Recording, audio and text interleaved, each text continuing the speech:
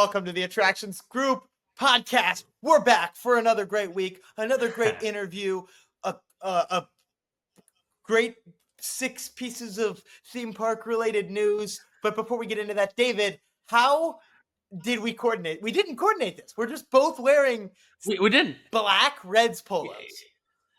You know, it's a great time to be able to. We just swept the who did we play? The Pirates. The Pirates for the first time. It's been a lot longer than I thought it's been. I thought we swept the Pirates much sooner than I forget what the stat was. It might have been 2007. It might have been 2007. I'd have to look. That doesn't sound right now that I said that. But I heard that on the TV last night after the game, and or whatever night it was. It wasn't last night. But so yeah, it's a great time to wear the Reds paraphernalia to get out there and like baseball. Sure, it should be warmer. Yes. Well, and if we keep playing like this, if Hunter Green and Nick Lodolo Hunter Green right now has the 4th lowest ERA of any eligible, so starting pitcher in the MLB, and the 2nd lowest ERA. There's 3 pitchers above him. One of them is on his same team, and it's Nick Lodolo. 2 out of the top 4 pitchers in the MLB right now are on the Cincinnati Reds. If we start, hitting the ball the way we did a couple of years ago, we're winning the World Series. You can mark my word. We are winning the World Series. Oh, let's not get ahead of ourselves. That's something that hasn't happened in 35 years. That's right. And where were you in 1990? I was 16 years away from being born. I was in high school. Okay. We won't get into that, though. All right, well, let's get into our pick 6 for this week. Starting off, let's kick it over to you, David. What you got for us? All right, pick 6, number 1. We have Great Wolf. Oh, boy.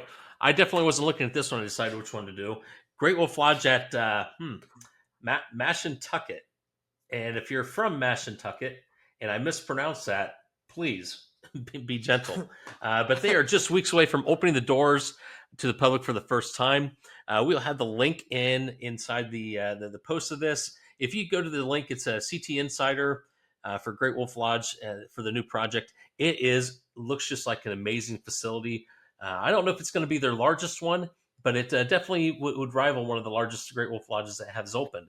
It looks to be amazing. You can scroll. It's just about maybe 12 to 15 pictures of inside the resort. Everything from the new Northern Lights gaming area to the water park area to the restaurants to the hotel rooms. It looks like an amazing facility.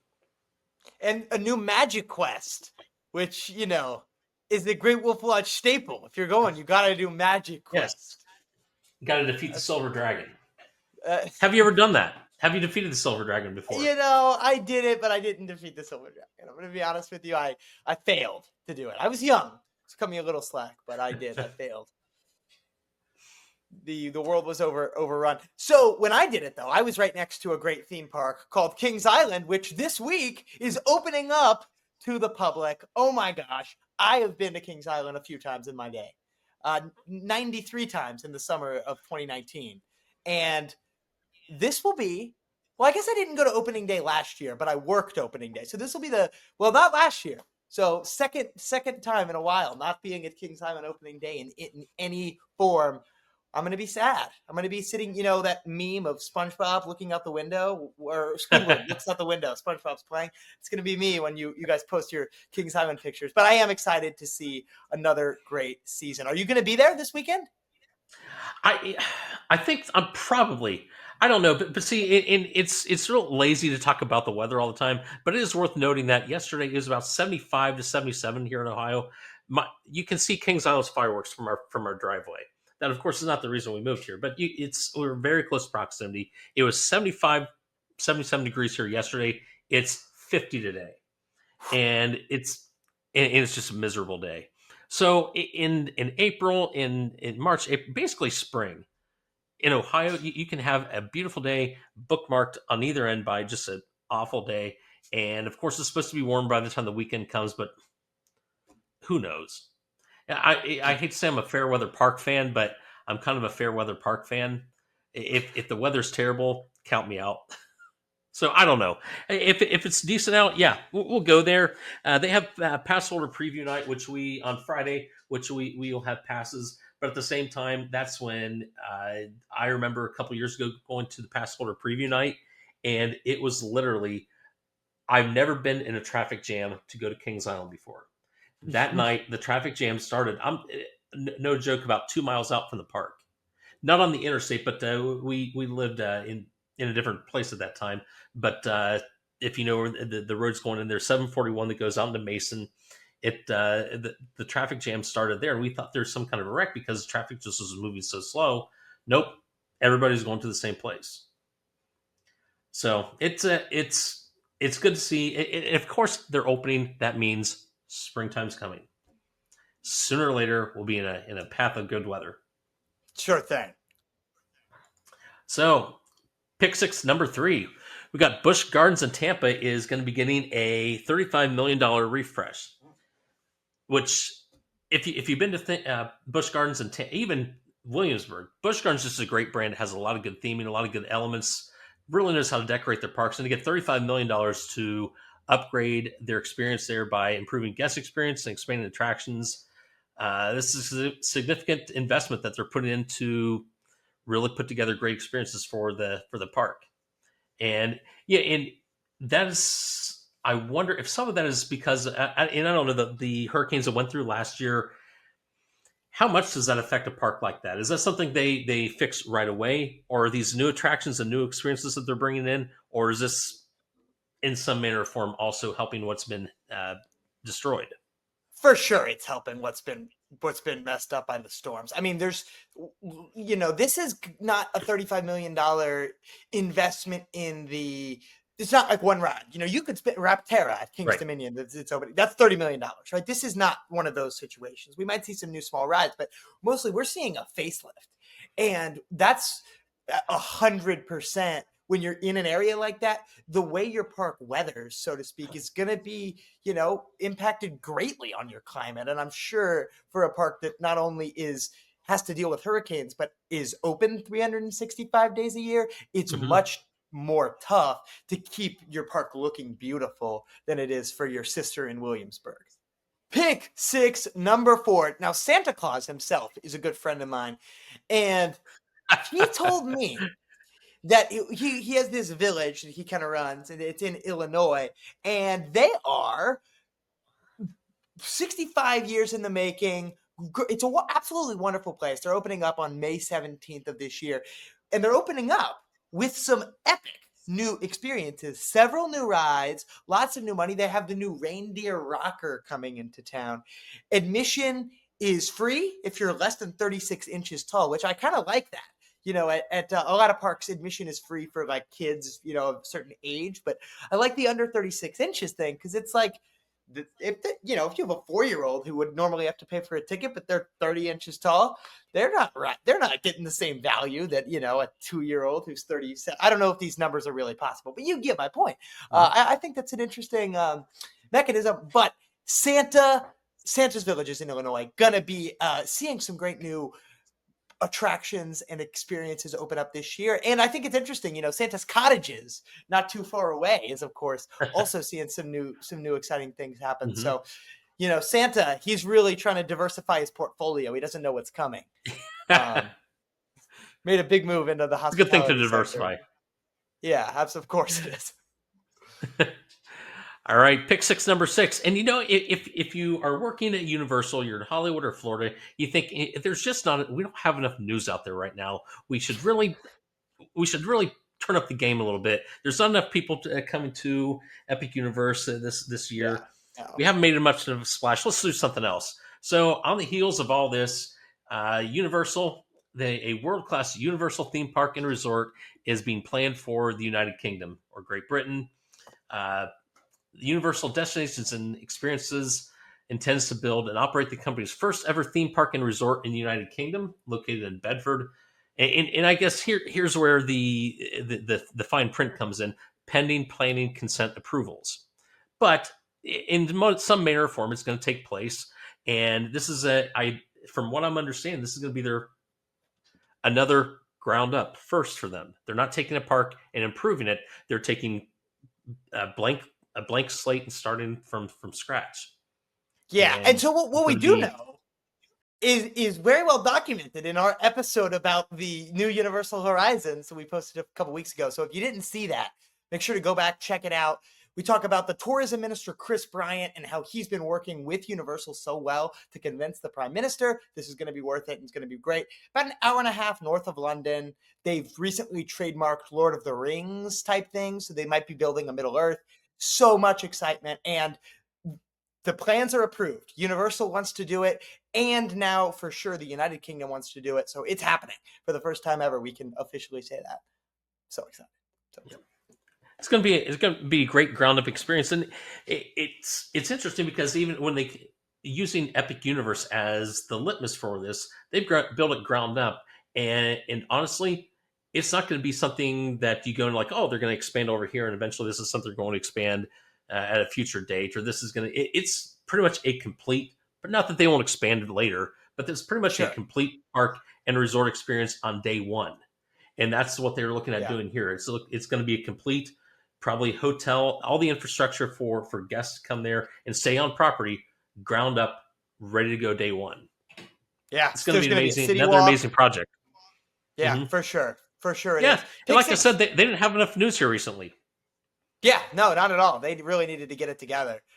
Pick six, number 6, Weiner Looping, not the old one. So there's a very famous, old ride at Weiner Park or Weiner Prater, because we're speaking German here in Vienna. And in an homage rather to that ride, Mach Rides is bringing in a Big Dipper. It's a beautiful ride. Got some vibrant red track, which is probably my favorite color for coaster track. But that's neither here nor there. Banana roll, finish loop, lots of cool elements on this guy. It is testing finally at Weiner Prater. So I think it will be open very soon here. I think their opening day is April 25th. So it looks like things might be headed in the direction of the ride being ready to go for opening day. Weiner Prater, of course, probably the park in the world. I don't know. Someone find the answer to this out and tell me in the comments. With the most defunct coasters. 31 defunct coasters at Weiner Prater. Wow. I cannot imagine that could be topped anywhere else. But, I don't know. Maybe Six Flags Great Adventure here soon. Okay, all right. Too far. All right, Cleet. Well, hey, you know what? This week we got we call him a guest. He's not really a guest. He ran as a co-host on this podcast for a number of years. I think it's 3. We might get some confirmation on that, but I think it was 3 years. And so time has come and gone, and he is on to other things. But we wanted to have him back on and talk about what he's been doing since. Probably, I'm just spitballing here, and he can correct me. Probably fresh off his most recent visit to Buc-ee's. I'm not sure. Probably. I think he probably is at Buc-ee's more often than I'm at the local coffee shop, the local Starbucks here in town. But anyway, a guy that really needs no introduction to this podcast or the theme park industry, really. It is Mr. Don Helbig. Don, welcome back. Good to be back talking with you guys. And you're right, I had a recent Buc-ee's visit. It was about 3 weeks ago, the one in Richmond, Kentucky. And then also I happened to hit the one in Tennessee about a month ago when I was on my way to Dollywood. So big fan of Buc-ee's. And they keep expanding the lineup of the different sandwiches that are available. So there's some that I haven't hit yet. So you have to visit. Yeah, everybody keeps telling me about this, the barbecue turkey sandwich. Now, I've not had that, so I got to try that. And then there's a brisket burrito that I've not had either. So I got to do those on my next visit. So yeah, time is of the essence. I got to get there. For sure. So trivia, Don, how many Buc-ee's locations are there? Offhand, I would say there's probably close to 60. I don't know. I mean, they keep opening new ones. They're announcing new ones, and then there's construction delays. So which ones have actually opened yet, I don't know. How do you not know? No. At one point, there's going to come a time, though, where I'm just going to do a summer tour where I just go to every Buc-ee's in the United States. Like some people go to every stadium. I want to hit every Buc-ee's. One trip? Were you just one trip in it, like Buc-ee's to Buc-ee's? Yeah, just one trip. And then if there's a theme park along the way or a baseball game along the way, whether it's Major League, Minor League, I'll stop and do that. Nice. I got all the time in the world, so I'll make that happen. How many Buc-ee's have you been to so far? I've been to 7. 7. Actually, I'm a little disappointed. I thought as many pictures as you have, beside Buc-ee himself, I thought you would have been in the teens by now. Yeah, there's Richmond, Kentucky's been the one I've been to the most. I've been to two different ones in Tennessee. I've been to multiple ones in Texas, and also in the Orlando area. Not Orlando, but Daytona, out that Oh, way, Daytona I Beach. should say I've been to Orlando a number of times. I didn't remember there being one in Yeah, Orlando. it's like Daytona Beach, so maybe about 45 minutes from there. Okay. Okay. Well, Don, it's welcome back. Honestly, it's been probably, I don't know, has it been 60, 90 days, something like that since you and Ryan were last on. Right. And we're just glad to have you back. Yeah, it's good to be back. I thought I've listened to the episodes. You guys are doing a great job. I mean, you're knocking out of the park. Thanks. We really appreciate that. So for some of our, newer listeners maybe, or even, some of the listeners that were here listening regularly when you and Ryan were hosting the podcast, would you mind to tell us a little bit about you and your history in the attractions industry? Where'd you get your start and what made you fall in love with it so much? Well, my start in the attractions industry, in terms of professionally doing it, was at Kings Island in 2007. I had been working in professional hockey, had done that for 18 years. My dream job was always to be a professional hockey or baseball broadcaster, so I did get to do that in hockey. But I always wanted to also do theme parks. Kings Island being my home park, grew up there. That would have been the dream opportunity. I don't call it a dream job there, but a dream opportunity to do that. And I was working for a team in Albany, New York. Kings Island had recently been acquired by Cedar Fair. A little bit of transition there. Anytime there's mergers, acquisitions, you always have people coming and going in that. And that opened the door for a PR opportunity. The marketing director at the time, Matt Schaefer, had worked with me with the Cincinnati Mighty Ducks during my hockey days. He was aware of the kind of things I could do on the PR end in terms of making a lot of noise, and he reached out to me and just said, would you be interested in talking to us about our PR job? Now, Matt didn't think I would have any interest in doing that. I've been doing hockey for 18 years. He just thought, settled, just moved to Albany. He's not going to come back a year later to do this. But another guy who had worked at Kings Island in the 80s, and I got to know him very well. When I was a pass holder, I was doing a thing, riding the race or marathoning that over and over again in the 80s. Bill said, we don't know unless we talk to him. I think he'd be perfect. He'd be able to hit the ground running. He knows, everything about the park. So they reached out, and I, just thought nothing ventured, nothing gained. At the time, though, my daughter loved it in Albany. My wife was getting acclimated to it. And I don't know if you've ever seen the movie Major League, where they reach out to the guy to see if he wants to manage the Indians, and he's working in a like a tire place. Yeah, right. He's like, I got to put some white walls on, I'll get back with you, kind of thing. Well, I just thought, at this stage of my life, nothing ventured, nothing gained. I was, I just completed my 18th season. I thought I want to do this a couple more years, at least get into the 20s. Now you see Willow has joined the podcast. All right. Hi, Willow. Hey, Willow.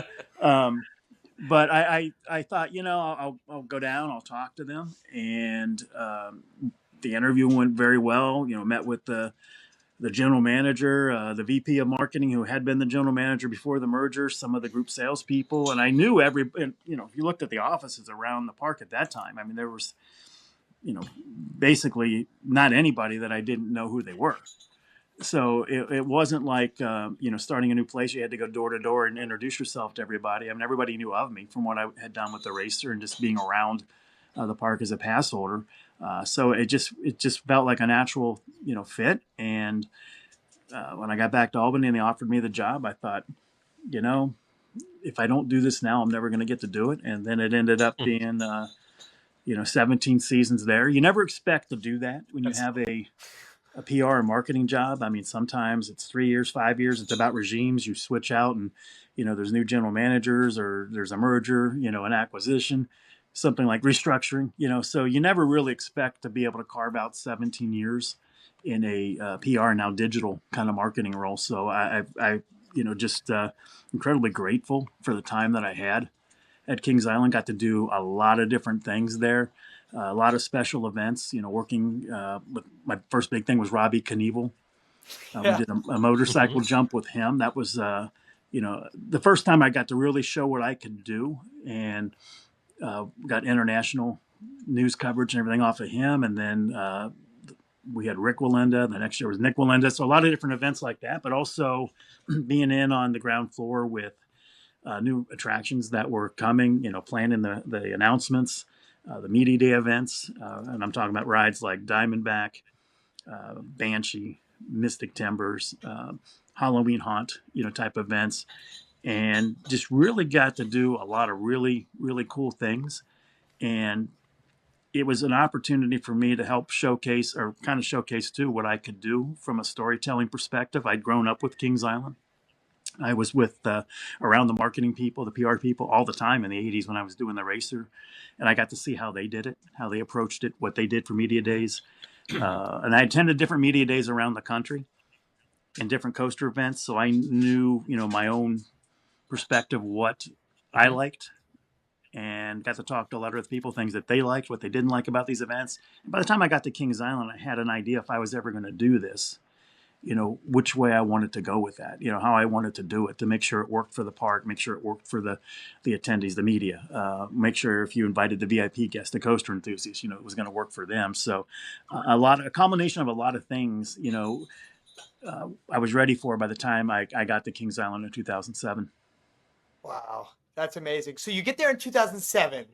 Diamondback opens in 2009. This is a very specific question. I don't know why I went here, but in 2009, Diamondback, huge opening. It's a gorgeous ride. It has this awesome, iconic splashdown. It's the tallest ride in the park, and it loses the golden ticket for best new coaster to Yes, it did. Prowler.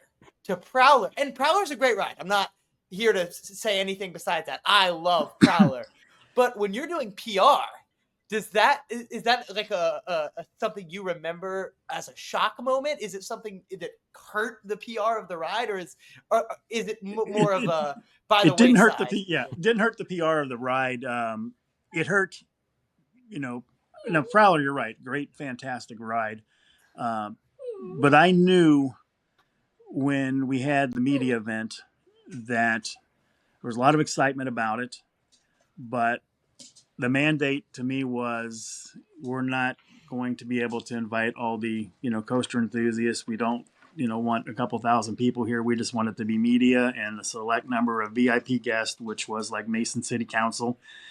We got to have a representative from the different clubs there, but there was a lot of disappointment from members of the American Coaster Enthusiasts and the other clubs that they weren't going to be able to take part in this, and they had looked forward to the day that Kings Island got the big B&M coaster.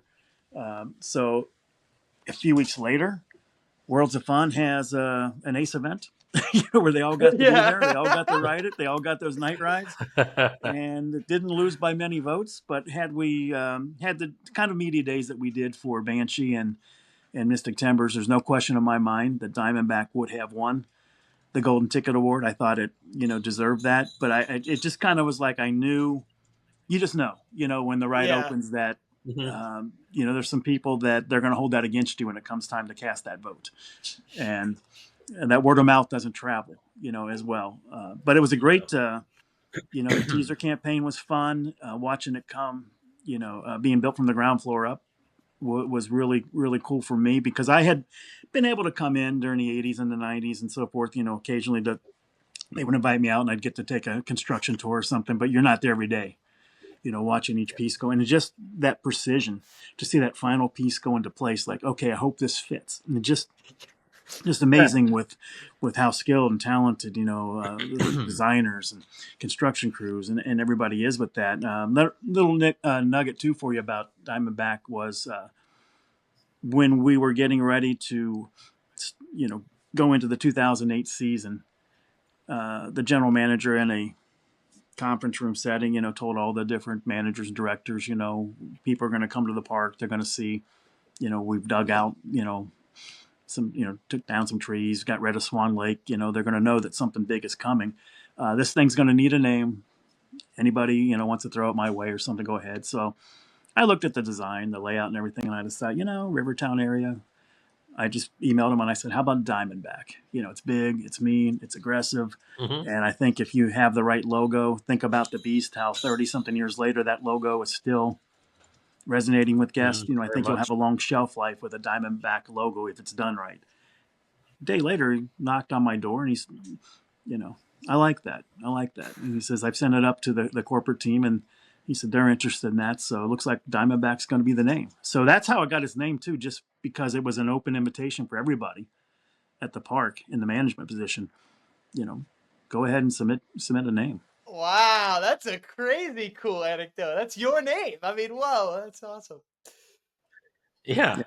I didn't know that story. And Don, I've got 4 questions. I have to kind of ask them in reverse order, so I apologize for that.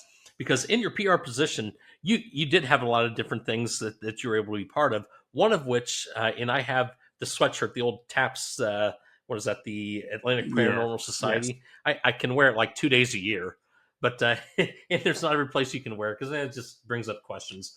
But how did that all come about? And was that one of your highlights there? I wouldn't say it was a highlight. It was something that, I'd heard the stories for years, going there as a guest that, goes to Kings Island, the little girl in the blue dress. So, I'd never had any kind of experiences, any kind of things where I felt there was that paranormal activity. But when I got there, girl that was in the group sales department, her name was Katie Merkel. She came to me and she's like, I think my office is haunted. You should reach out to them and get ghost hunters here to do an episode. And a couple other people were telling me about it.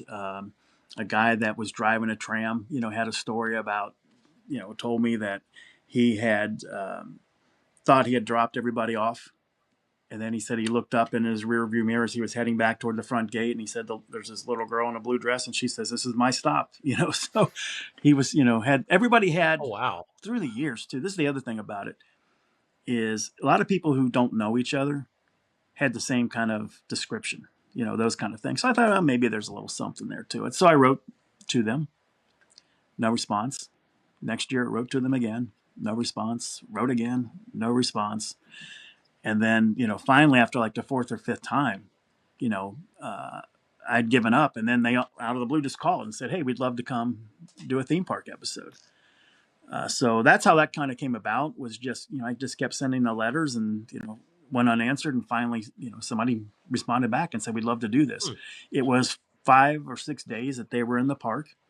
The only person that was in the park when they were there at night, we had, security, was in their office and they were able to, just check it. They weren't able to go out in the park and walk around.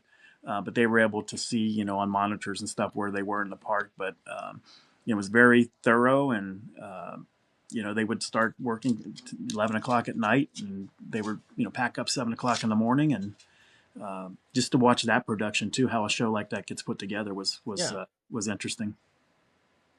What time of the year was that shot? That was shot in September, right after Labor Day. Okay. Daily operation had So ended. the park was closed during the week. Yeah, the park was closed during the week, so they were able to come out and do their thing, and we didn't. Willow, hop down. Yeah, Willow's first appearance on an episode, but yeah, I mean that was a lot of fun. I wouldn't put it in my top 4 or 5, 6 things that we did there. I mean, in terms of, that's still, from what I understand, still can be seen, in reruns and that. So people every now and then they'll shoot me a message either on Facebook or a text message and say, hey, I just saw the Ghost Hunter episode. People that I hadn't heard from, that I went to elementary school with and hadn't talked to them for 40 years. They're reaching out to me. Now they want to do, friend requests and stuff on Facebook. Hey, I saw you on Ghost Hunters. Can you accept my friend request? And we haven't talked for 40 years. No, I'm not accepting your friend request. Yeah. Kind of a You're thing. best But buds now.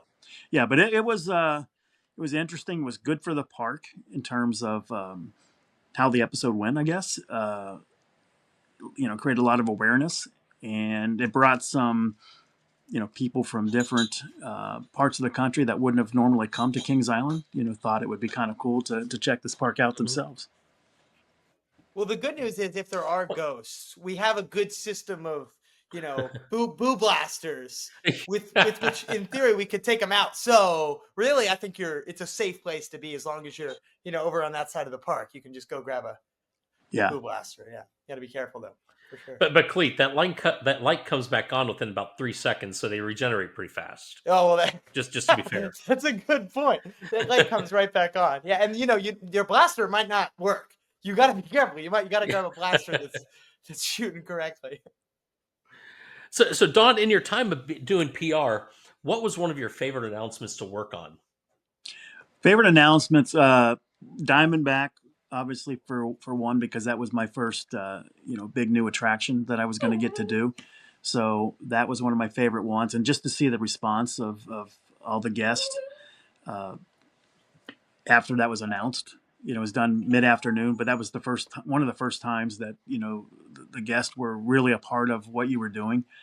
There have been other years, but I know Backlot Stunt Coaster had been announced, with the crowd and everything there, and the return to Winterfest. But it was, that one was for the guest to do that. And then, but my favorite one was Banshee, and for a lot of reasons there. Number one, what it was going to be replacing with Son of Beast, so it was going to definitely get a lot of attention no matter what that ride was going to be there because of, what had been there, and how can we kind of transition from Son of Beast is dead. It's time to move on. Mm-hmm. Something new's coming here. So we started working on that teaser, video where you see Son of Beast come crashing down, and then all the columns on that from, for that was Banshee, an incredible video. Yeah, popping up. I mean, that was one of those hair raising on the arm types of videos for a lot of guests. But the other thing about that one is we thought because of the name, because of the theme, where it was going, we didn't want it to be just another typical announcement. So we thought about it and said, well, what if we did this at night, and made it like a rock concert atmosphere and action zone, and just kind of built it up all day long. It sounded great for everybody, the marketing team loved it. The GM loved it. But I wasn't so sure because I said, the news media, this isn't going to work for them. I said, they're used to like 10 in the morning, 11 o'clock, 2 or 3 in the afternoon. Mm-hmm. I said, I send out a 10 o'clock thing as they're getting ready to go on the air. They're not going to really like that. Well, the other part of me thought, let's do it for the guests. Let's get them really excited. And the way social media was starting to evolve at that time, that, we would be able to create a lot of awareness, whether the TVs came out or not. And if people didn't know we were opening this ride, 5 or 6 months later, that would have been on me because I would have had that much time during the construction phase and everything to make it work. So I remember sending out the invitation. Every single news station in Cincinnati, Dayton, Columbus, they all said, there's a typo on your invitation. It says 10 p.m. And I said, nope, that's 10 p.m. And they were like, well, that's not really going to work for us. And then the Fox affiliate in Cincinnati, they were like, oh, we can go live right at 10. If you guys can do this at 10:02, we can go live. Okay, that works. We got a live shot now. So it ended up being, talking to other stations, they were interested in it but weren't committed to it. And I would just tell other ones, well, they're thinking of coming out. So then nobody wanted to be the one that didn't. So they all came out. They didn't love it. Nice. But they all came out. Yeah, they all came out. A little bit of peer pressure. Yeah, 11 o'clock, they're all doing their live hits, and they had an opportunity to interview a lot of guests and things, which added to it because, it was electric that night. So I think that of all the announcements is the most memorable one, just because it was so unconventional, like who does a nighttime announcement, and we did it, and now you see other parks doing it too. And another great thing about the Banshee announcement is, all of us here, everyone listening knows, most of the time a coaster gets announced, it was already known about by a lot of people. Banshee is like the example coaster enthusiasts like to use as just out of nowhere shock factor. No one knew the model. No one knew the layout. Like that is rare. That is super rare.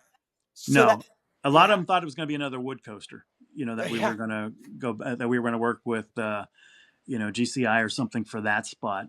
There was others that thought, maybe they do, a dive coaster here, because Shikra at Busch Gardens, was real popular at that time. So there was a lot of speculation, but nobody saw, the inverted coaster, coming into that spot. And I think it really complemented Kings Island's lineup, really well. It wasn't similar to anything else that they already had. Orion, when that was introduced in 2019, one of the first things that kept popping up when you do the sentiment reports and everything is it's just a little taller Diamondback. There's nothing really unique or special about that. So you already you had the negativity going into that right off the bat because it is comparable to Diamondback. Everybody has their favorite between those two, but with Banshee, I mean that was something that was a nice fit between Diamondback, the Wood Coasters, and at the time Vortex. Yeah. So what is it about ride announcements, if you could give some insight onto this, that makes them so difficult to stay that secret? Do you have any idea? Well, nowadays you have a lot of cooks in the kitchen at Yeah, parks. right. Okay. Yeah. And I think that kind of hurts because the more people that are involved and they start sharing with some of their team members who start sharing with some of the seasonal, and it's hard to keep it under wraps with that. And then a lot of the enthusiasts have found that you can go to like the city of Mason and you can request because it's a public document. You can request the records. With Banshee, we waited until like the day of the announcement to even submit that. We waited till like Wow. 3:59 so nobody could go there at 4:01 because they're closed. Yeah. To be able to get that. So you do it that way, but there's just so much interest that's out there as well with the different coaster enthusiasts. One time it was just American coaster enthusiasts, but now you've got a whole different breed with the YouTubers, and they all want to be sleuths out there and being the one that broke the news of what you're doing. And then now they have their they're able to use those different programs, and if they can get a hold of the blueprints, they can build it and show what the ride's going to do exactly. So it's a lot harder now than ever before to do that. The only thing you really can hide from people anymore, for the most part, is what the name is, what the color is, of the track. You can't you can't do anything else about it. I mean, everybody else is always they're going to find it, and that Banshee was announced just before that really started to become the thing where people were doing a lot of digging. Yeah. Interesting. Don, before we transition to the next part of this, I want to go back in time a second because I really have an interest in. I only go to the hockey games for one thing, and I bet you can about guess what that is.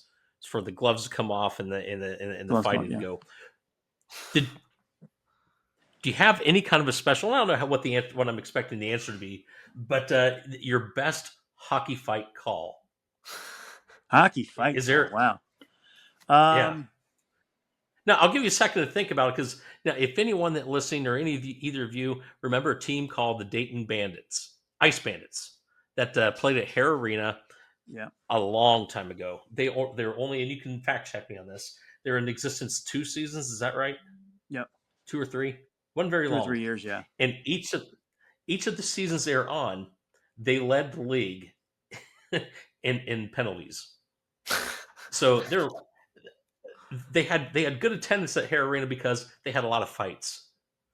So now I hope we give you a second or two to think about what was the best fight call you had. Yeah, 2 parts of this. As a fan, there was one I would accept 3.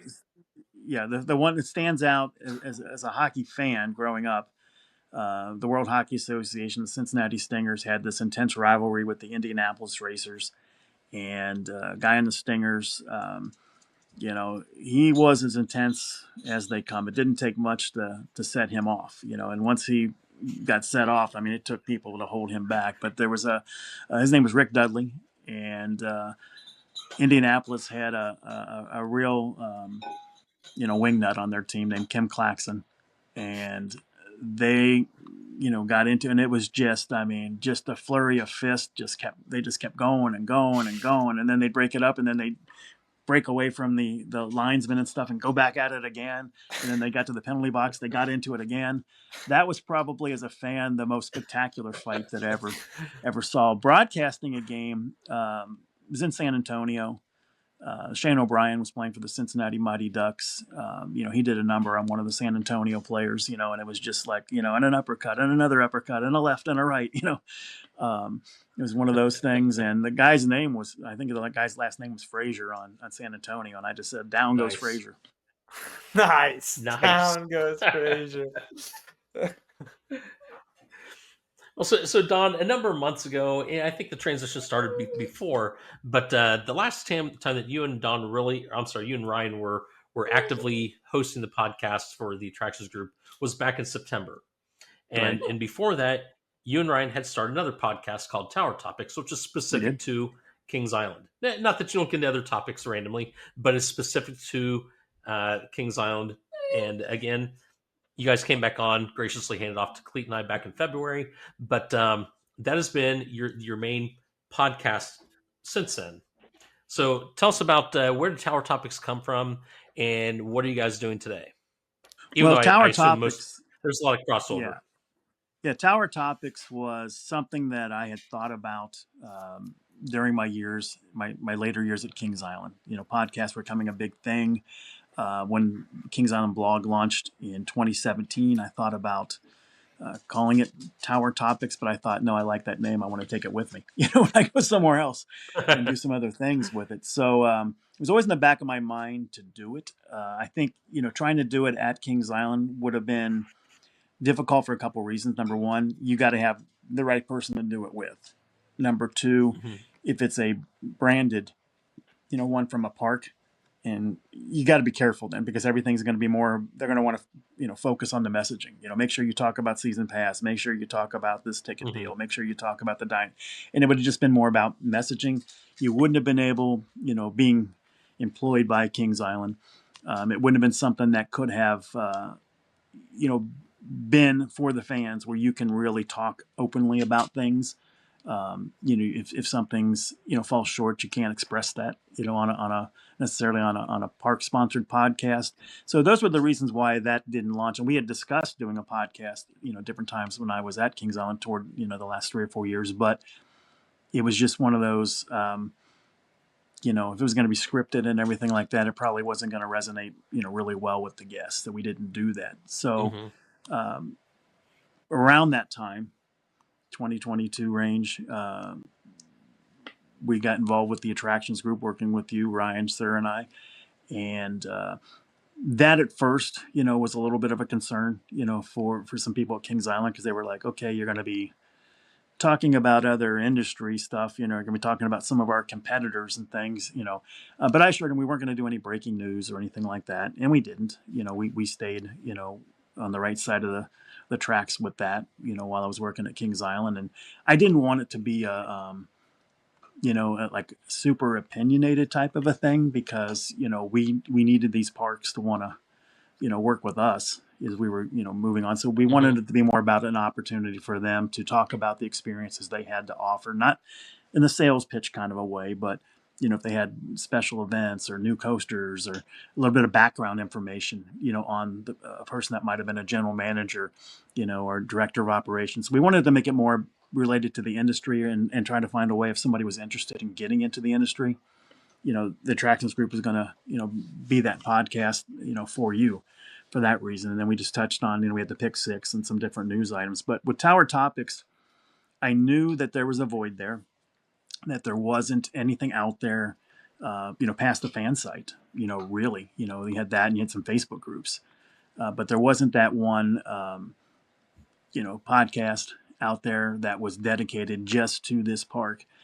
With the fan base that Kings Island has, I knew it would work. And it was just a question of, when I could launch that. And it wasn't going to be why I Mhm. worked there. And I remember, Ryan and I talked about it for a couple years before we did it. One day we're going to have a Kings Island podcast. Ryan thought it would never come. We were at a Reds game in April of 2023, and I said, okay, let's finalize. Let's go with the name Tower Topics. Go ahead and create a logo and everything. And I said, I think we're going to get to do this, sooner than later. And then we did in the fall of 2023. Tower Topics launch, but it's we say at the beginning of every podcast, it is a podcast for Kings Island fans by Kings Island fans. We say that's who we are, that's who we care about, and Mhm. we are definitely not a podcast. We're not doing any messaging for the park with that. So what we like to do is, there's episodes it's historical about, rides that used to be there that a lot of, we're getting to that point now where there's a lot of, guests that are in their 20s or 30s that never got to experience some rides at Kings Island. I am Mhm. fortunate that I grew, I was the right age when Kings Island opened. So I remember those kind of things. So we have that nostalgia factor with it. We have, we touch on the different things that they have with the live entertainment, the special events. If there's anything, mobile app, different, things that the guests want to know about. If there's height requirement changes, Mhm. that they're not aware of that, because Which not there are everybody, this year, in yeah, fact. So not that's everybody good. Yeah. goes to the website, and that's sometimes, is an out for the park because somebody will go to guest services I didn't know about, and they'll say, "What's on the website?" Well, if you go to their website or any park's website, I mean, there's like 80 pages of stuff you got to comb through to find the one little thing that affects your visit that day. So we wanted to bring attention to some things like that maybe weren't front and center that would impact somebody's visit. So yeah, height requirement was something that let's do an episode on this, because if you couldn't ride the bat in recent years because you're with your child because they're not 48 inches, well now it's Mhm. 42. Yeah. Well now that's exciting for those guests. Or there was a change with shake around and roll where they could Yep. ride before but now they can't. Mhm. So it's hard. You don't want to have opening day and or their first visit of the season, they all go to shake around and roll and now they can't ride but they could last year.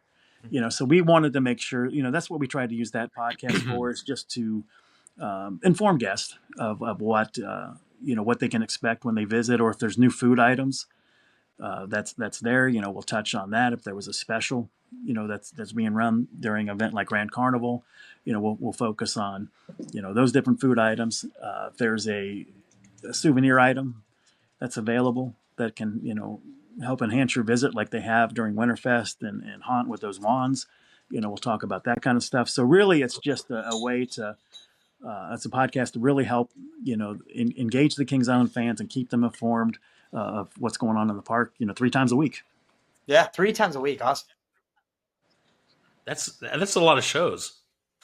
It is a lot of shows. We're over I think 200 and maybe 250 episodes now that we've done, and it's a Wow. commitment to do those 3 shows. When we first started out, they were going to be like 15, 20-minute shows, but they've grown to be some of them go like an hour and a half, and it's a little bit long. But we also, with this, we've started some new things too, where we do take guest the listener questions, and we get there's maybe like 20 or those that come in a week, and we'll pick 3 or 4 for each episode to go with. There's some off the wall things we'll go with it.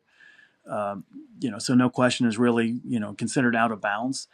But another episode recently that we decided to let people leave a voicemail with their questions as a way to How help did that them go? I heard about that. Yeah, it's through like a Google type thing where they just dial the number and you just leave the message. It's like a minute long, and we just play that on the podcast. And we did a complete Nice. episode that I believe will drop. There's a couple days after this episode, but on Friday the April the 18th, that will drop, and it is just nothing but the listener questions, which is their audio, doing that. So we thought that was another way to make it more fan centric, is to, not only let them email their questions or send us a direct message with their question, but, let's hear your voice, leave it that way. I love that. And if I didn't know better and I was just looking at this podcast screen, I might think your name is in fact themeparksbydon.com. So could you tell us a little bit about what Theme Parks by Don is and what you like to talk about over there? Well, themeparksbydon.com is my website, blog, whatever word you want to use there for that. That was something else during my later years in Kings Island. We had launched the Kings Island blog in 2017. And by 2018, early 2019, I, doing analytics, was seeing how much traffic was coming to the blog, and I thought, it wasn't because they were on the website just digging around. It was like certain, I learned how to use, the keywords, the key phrases, all the SEO terms and all that kind of stuff was driving traffic. And not only was it generating a lot of traffic, but also generating a lot of revenue. So I thought, I'm very interested in the entire industry. I would love to really go deeper than just a Facebook post about, my visits to Dollywood or Holiday World or, Kennywood or wherever I'm going. Disney World. I'd like to do a little bit deeper dive on some of that kind of stuff.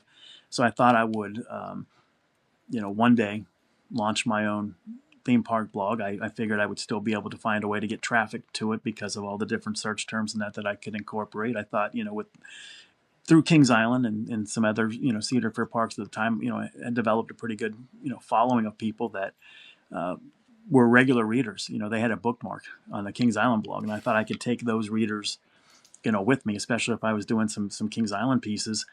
And I created the site in 2019. August of I can actually tell you the day. It was August 19th of 2019 that I registered it, Theme Parks by Don, and it was just waiting for that opportunity. I couldn't do it while I was working at Kings Island. It would have been a conflict of interest. But I knew, eventually you got to start looking at the next chapter. What are you going to do? And I thought I wanted to do the Kings Island podcast. I thought I wanted to do my own blog and do those kind of things and travel around and get back to what I was doing before I ever started working, in the industry, where I was somebody that, would spend vacations going around to lots of different parks around the country. But I enjoy the storytelling component of it. So that was kind of the inspiration to launch Theme Parks by Don. I did that. It was like fall of 2023 softly, and then we went real hard right after the first of the year in 2024, and I was rolling with it. It was really taking off. And then at the end of August last summer, I had an issue with my eye, and it was in and out of eye surgeries and lasers and shots and all those kind of things. So it got derailed a little bit as to where I was publishing something almost every day for a little bit, to where it was a couple times a week, 3 times a week. But I got, I'm going to be able to get that back on track, real soon as all the parks are, now opening. I don't want it to be, there's so much competition out there. Everybody's writing about, Epic Universe and, those kind of things, writing about Disney World.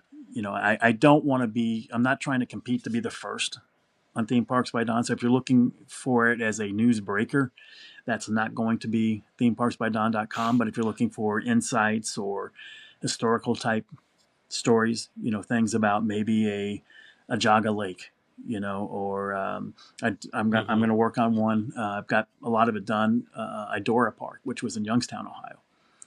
So I do a lot of the historical things. I do a lot of like the Beast. I'll tell the story, behind the screams kind of a thing, like how it was conceived, and I like those kind of stories. So I'll do a lot of that. Or if there's special events coming up, like say Dollywood, they've got their different festivals and that, I'll write about those, in advance. But I'm not looking to, to be that person that's first with something. I'm not looking to do something that's going to, be real negative about, so I'll give my opinion. I definitely want to give my opinion on it. But I'm not trying to do things to just generate clicks. I got to be, genuine, authentic to who I am, as a person with it. And I try to put that through with Theme Parks by Don. So it's just, if you like parks, you like the industry, you'll like what I do on Theme Parks by Don. Cool. Well, Don, let me ask you a question, because you're an opinionated person. You got the Theme Parks by Don, and so you're doing this number of things through this medium. Let's take a little stroll down a path to just test to see what your opinions are, just different things in the industry. So, I've got a number of different questions. I'm sure you can come up with a handful yourself, Cleet. As far as the state of the industry, what are some things right now in 2025 that the industry is doing well versus what just collectively they're not doing well? I think one of the things they're doing really well is they're making it more about the different experiences, trying to have something, a reason to come, reason to visit. You see a lot of parks doing, more events. I think you're seeing a real focus now on the culinary experience at a lot of parks. Some of them, Busch Gardens, and Williamsburg, was really well known for their food. Dollywood, well known for their food. But now, when you think of some parks, the Six Flags parks, a lot of times it was, you thought about food, you thought chicken tenders, burgers, and hot dogs and pizza. Yeah. But now, I mean, it's really been elevated in the last couple of years. So I think those are the things that parks are doing, really well, is those special events that, get that return visit, or that urgency is there. That fear of missing out is there if you don't go to this certain event. So I think that's something they're doing really well, and I think really the food part of it, is just leaps and bounds, better than it was 10 years Mhm. ago, 15 years ago, and throughout the whole industry.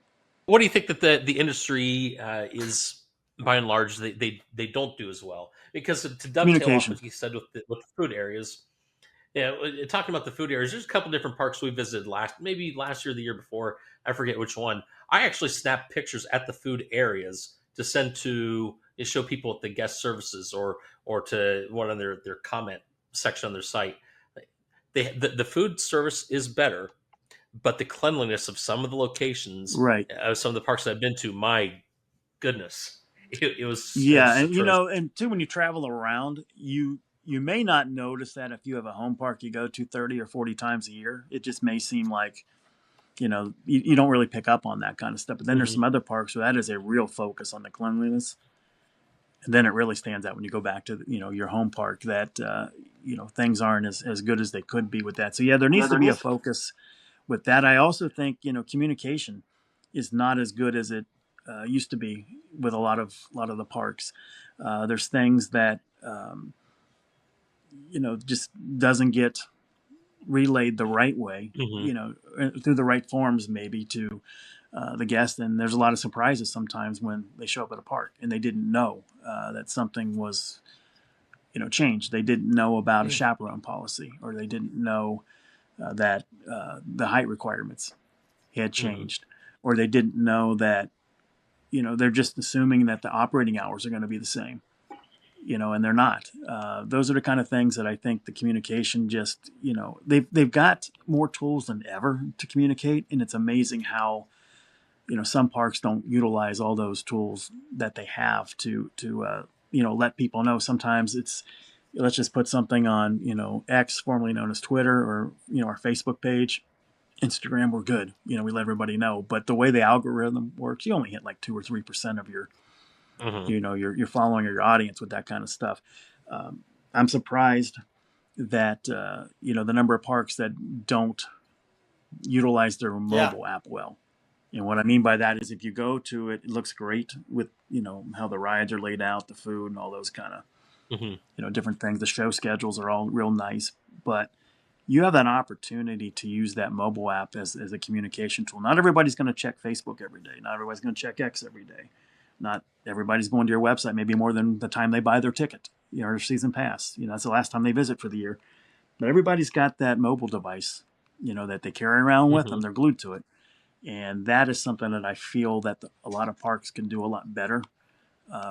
Making sure that everybody knows, what's happening. And sometimes it's, the parks that, they'll use it to let you know that it's time to renew your season pass, Hmm. or to, let you know that we've got this, 4-pack going on. But they don't use it in a way to, like you're doing an update on a construction of a new ride or something. Why wouldn't you use the mobile app to just do a little, quick tease, and then a link to Hmm. take them back to your website where they can purchase tickets, renew Right. their pass, do all those other kind of things from your website. So those are the kind of things that I think that the industry, I think a lot of parks are missing the boat in how to utilize the mobile app. I know there's some sports teams out there that, uh, the New York Yankees are one. I get a lot of, great things from them on the mobile app. The Cincinnati Bengals, and other NFL teams. The NFL probably does it better than anybody in terms of what they do. I mean, you're getting on the app, you know, game's over, and then you get an Hmm. alert that Zach Taylor's having his press conference, or Mike Tomlin from the Steelers is having his press conference. So they really do a good job of connecting with their fans through their mobile apps, and I think that's something that the industry is still behind on that they're looking at it as more of a sales tool Mm. than a connection tool. And the whole the section of, I'm sorry, the uh, the app giving you notifications. A lot of now geofencing is not something new, and it's kind of bizarre that a lot of parks that have apps, they haven't utilized the yeah, probably about 5 or 6 different park apps on my phone. I go to different places when I can't go to Disney and cross over I-4 onto Disney property without Tinkerbell popping up on my screen. or Right. whatever character. But geofencing is not something that only Disney has. It's not something that only Universal has. It's it's a pretty common thing amongst marketing locations and agencies. And it almost seems like when you hit a parking lot, when you're on whatever park's property, boom, okay, sorry, before you buy your ticket today, by the way, this attraction's closed, or whatever it may be, or we have a special in the Mhm. park. Go to this location for Right. whatever it may be. There's really just a list of potential things that parks miss out on because they don't leverage the power they already have tucked in their app. They just don't use it. Yeah. There's times I've been in a park where I got 6 messages about, that the season pass deadline was approaching, and I have a season pass. So within like one visit, 6 different times, I'm getting peppered with this, and I thought, it's a little overkill, and that, but that's Hmm. not the purpose of a mobile app. But the problem you have, and this is also, it carries over to social media as well. There are some parks that do social media extremely well. They realize that it is a way to engage your fans, keep them informed, rekindle memories, all those kind of things. Six Flags Over Texas. Six Flags Fiesta Texas does a phenomenal job, with their social media.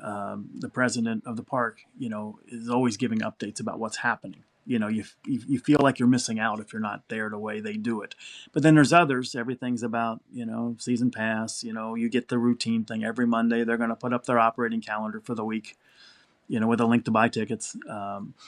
Tuesday they're going to do, the same kind of thing. It just becomes like routine with it, and they're not really utilizing it, again, as an engagement tool. Sometimes, for me, I felt I'm more inclined to want to go to a park, if they're putting something out there. You're not going to sell me a season pass by pushing season pass. You're going to sell me a season pass by showing the experiences that the park has. What am I missing out on if I don't have the pass? Hmm. That's the kind of stuff that I think, the people that were like PR people like me, that were more storytellers and that, saw it that way.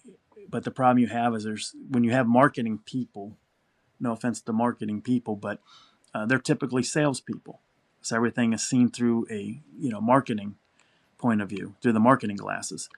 And I think sometimes that, if you did it the other way a little bit and you Mhm. focused more on, what there is to do at your park, you're going to sell more passes. I know that some of the most successful posts that I made during my years at Kings Island in terms of getting people to go to the website, purchase a season pass without being prompted to go to the website to purchase a season pass came when I would make posts about, rides like the Beast, Mystic Timbers, Diamondback, and just kind of put some kind of a little, story out there about that quick hit about it. And then people, sometimes somebody would say, you know what? I remember, how much fun we had at Kings Island, last year Hmm. when we went. We need to go again, and then they go do it. So they get inspired to visit because they're engaged by, the stories that you're telling about the different attractions. So I think you want them to think, I need to go. I haven't been there for a while, and I don't know that you just keep peppering the same thing out there all the time about passes and you know other kind of ticket specials, and that that's not going to, you get some traffic there, but it's not going to inspire a visit the way something is going to by rekindling a memory that people had. Yeah, that's a great way to think about it, and I think it's so true too. Just as like a person who experiences, Hmm. obviously advertising and media all the time, there's nothing like a memory. But we're talking about this technology with the communication with the guests and so forth. In a time, there's more of it than ever. We have AI on the Hmm. horizon changing everything. It does. What can you speak to as far as what parks are doing with AI? What parks are afraid to do with AI? Maybe which parks are utilizing it as a tool better, and where you see it impacting the guest experience. Is there anything you can say about this AI horizon? That was coming um, out, a little bit stronger as I was getting ready to leave Kings Island. Hmm. That was something that at the time they weren't real fans of us having that app on our phones or using it. They weren't real fans of that. there was, different parts, throughout the industry that when you have technology like this, there's that fear that AI is going to replace me.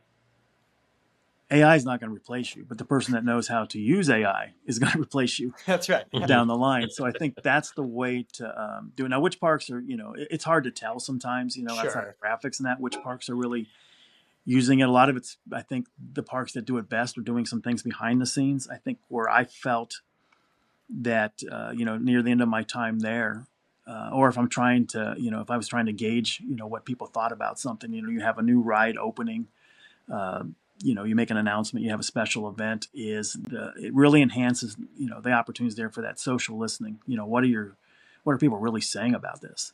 So I think that's where, the parks that are using it for that, are going to be ahead of the game.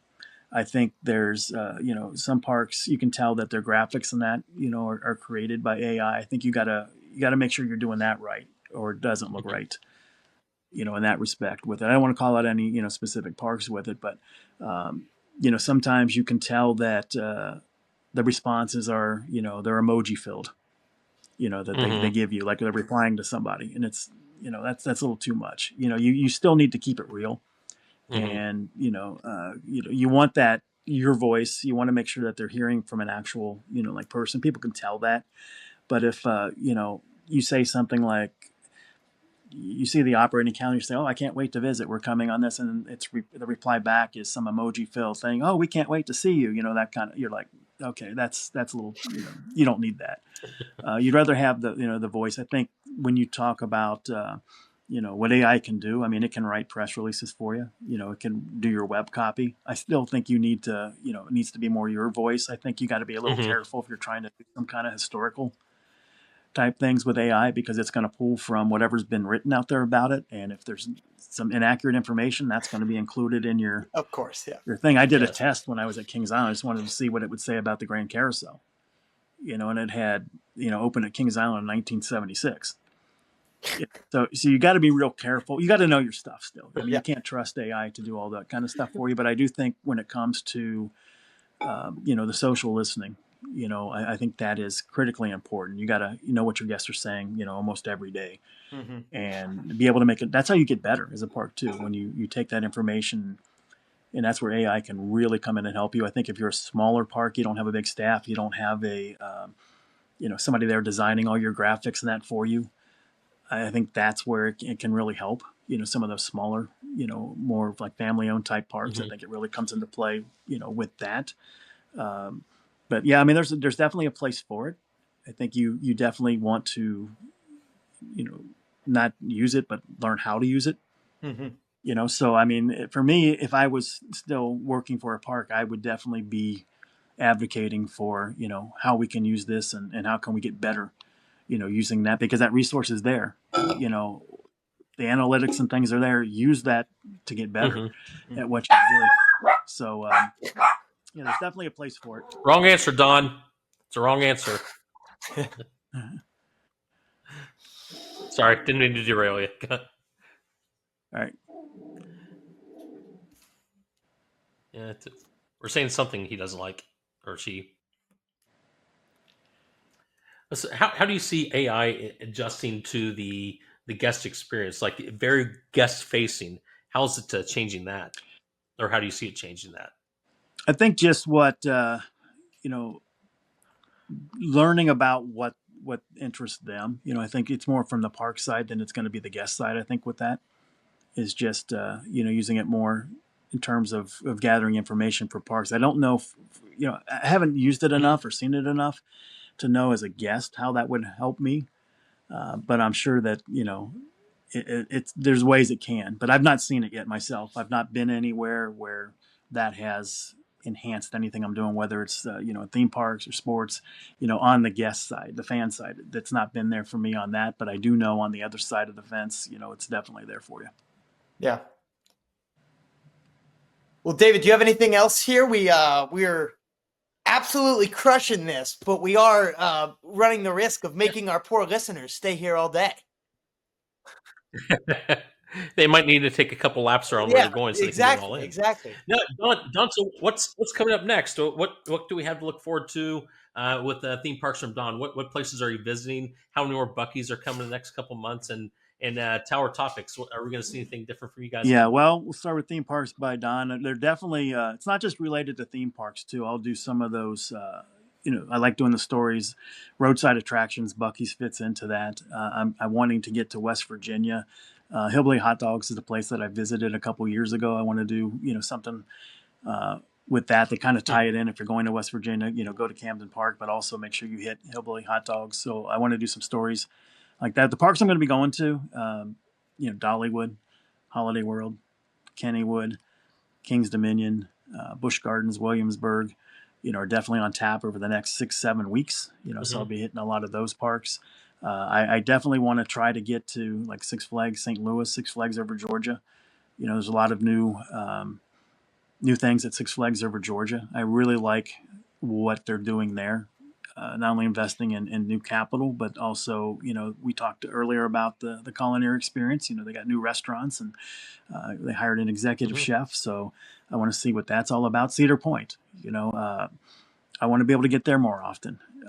That is an amazing place, so I want to be able to, go there and, spend a little bit more time than 1 or 2 times a summer there. And so that's basically with theme parks by Don. You're going to see a lot of stories about those parks and some historical ones, the ones that aren't with us anymore.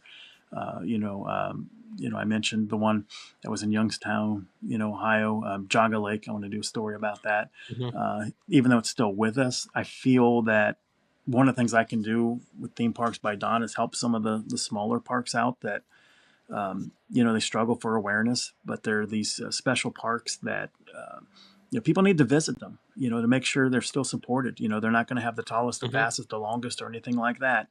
But parks like Camden Park, Waldermere in Erie, Pennsylvania, that's another one that flies under the radar. I want to do some stories that brings more attention to them. I want to be able to use YouTube a little bit to do some, quick update type stuff. That maybe it doesn't warrant a full, written piece or anything like that, but something that for 5 or 10 minutes Hmm. I could just go onto YouTube and drop it on there.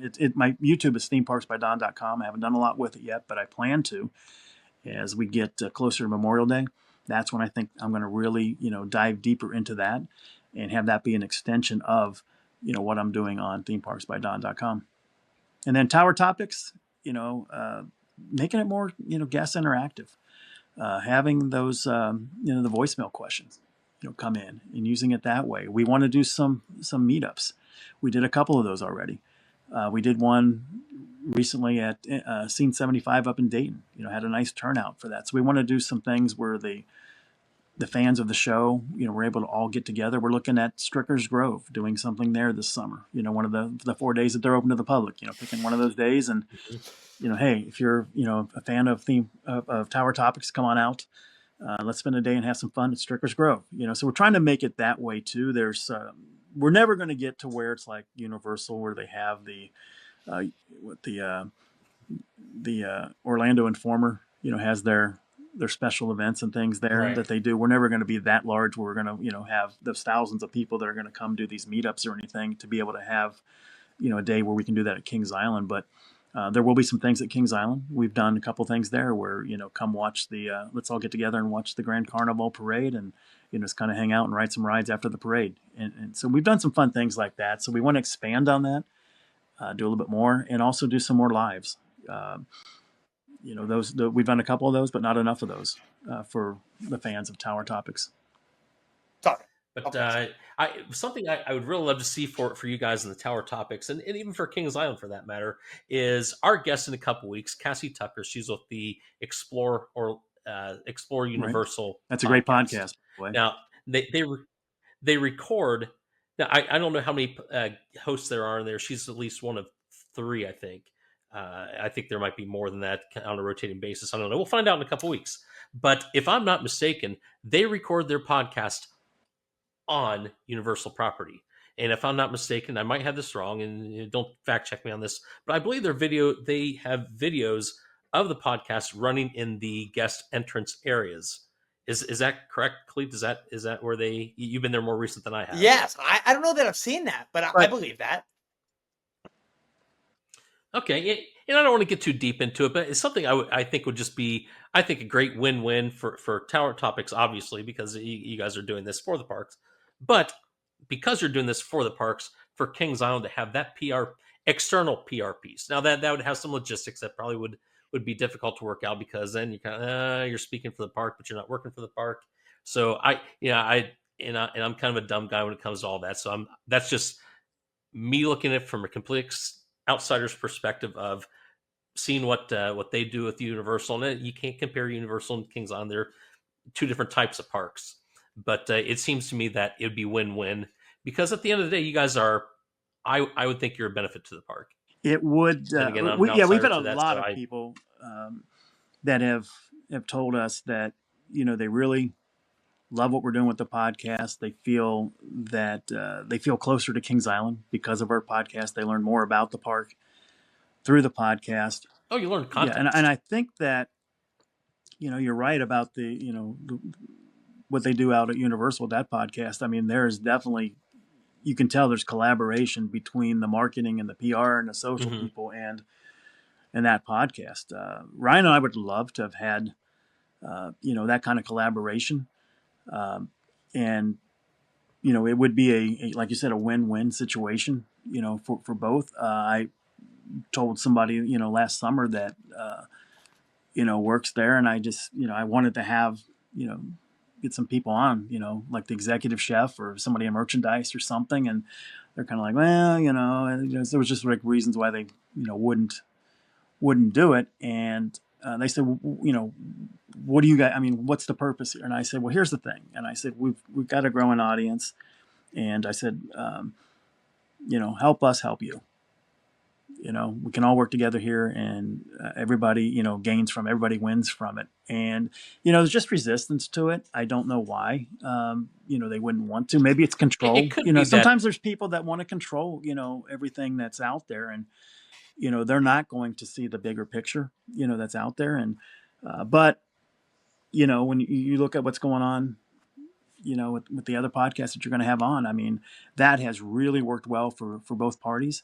And hopefully the day comes, we're able to do that. Mm-hmm. I think, if they saw it as a way to enhance, what they have going on, it's no different. Look at us as no different than, inviting members of the news media out to do a story on, construction of a new ride or, special events. I mean, a lot of people, now are turning to podcasts to get their information and news and social media and blogs and that. Mm-hmm. So, I mean, we fit what a lot of parks would embrace and really want to work with.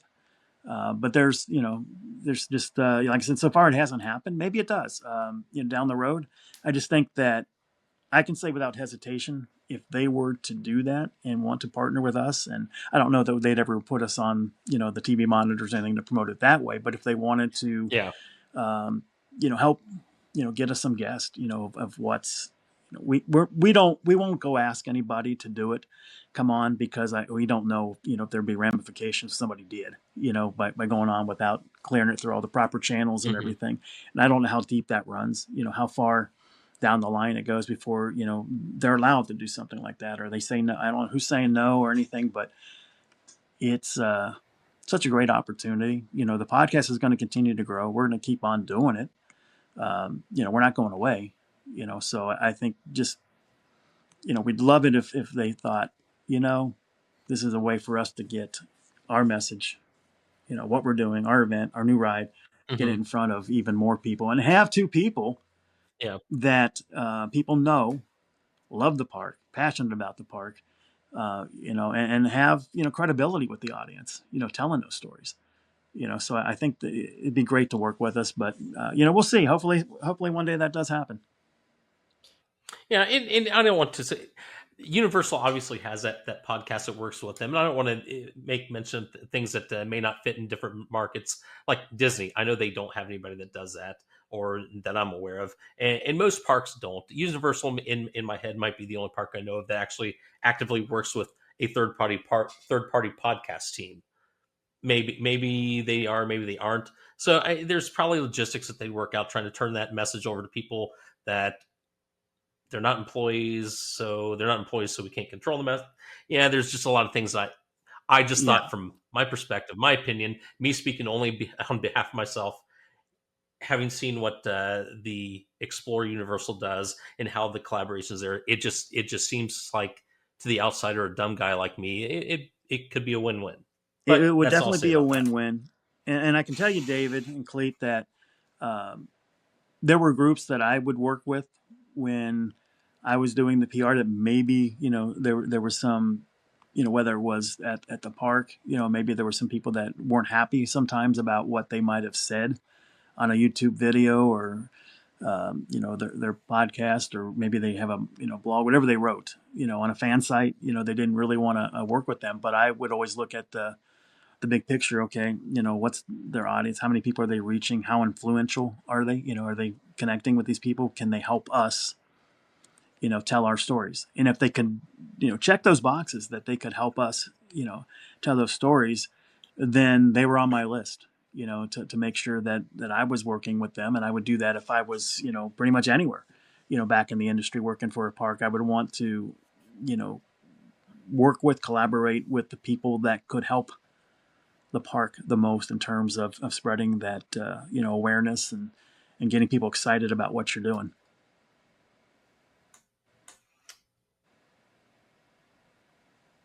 Well, okay, sorry, I was trying to read your cleat, see if you're going to say something, but no, Don, it's been great having you on.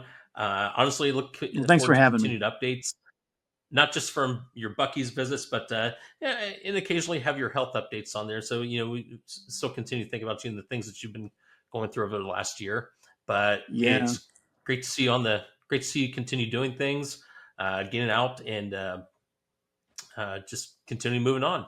yeah. David and Clete, I'm resilient. That was the one thing that I said right off the bat last year in August when I had the first effect with the eye, and that is that it's going to take more than some vision issues and that to keep me from getting out there and doing what I love doing, what I've been doing my whole life and all that. And I can't feel, it'd be easy to feel sorry for yourself, or something like that, because you're having all these different things going on. But there's so many people that, have it a lot worse than I do. I'm still able to function and get out and do things. And, so it's going to take more than a couple of eye issues and surgeries and lasers and intravitreal shots to keep me from going out and having fun. I love that attitude. That's awesome. Well, I'll make sure to put the links to Tower Topics, to Theme Parks by Don, and maybe to one of our old Attractions Group episodes where you were hosting with Ryan down in the description below, so you can check them out. And we'd love to have you back on another time so we can explore many Absolutely. more wonderful stories. All right. Well, great catching up with you too. And like I said, you guys are doing a phenomenal job knocking it out of the box with this podcast. Thanks so much. All All right. right. Thanks for coming on, Don. Appreciate it. All right. Well, everyone, thanks for checking in. Thanks for hanging out through that interview. So much cool stuff, so much relevant stuff, talking about the openings of Kings Island throughout the years, with Kings Island's Yes. opening for the 2025 season being this weekend. Gets you thinking about the America's what do they call it? The rock and roller coast is Cedar Point. Is there some good slogan for Kings Island? Maybe I'm just missing. I'm not sure. I don't know. It's been a while. They've used to have slogans throughout the year. I don't know if I can think of one right offhand Yeah. that Oh, they've that's had all right. We'll recently. get you thinking about Kings Island, Yeah. and you'll be So ready to enjoy a great weekend. yeah, and again, thank you to Don Helbig for coming on. Hope he comes back. If nothing else, this fall he's listed out a number of different places that he'll visit, and it'd be great to hear his recap on some of those that he has coming up that he's going to be visiting, and we could talk about them sometime this fall. Sweet. Love it. Well, we'll see you here, hopefully before next fall, on next week's episode of the Yes, Attractions absolutely. Group podcast. Make sure to hit subscribe so you know when it comes out. And make sure to follow us over on social media so you can keep up with all the other crazy stuff we got going on here. Links always in the description. David, Yes. until next time. See you in Orlando next week. All right, that's right. Absolutely.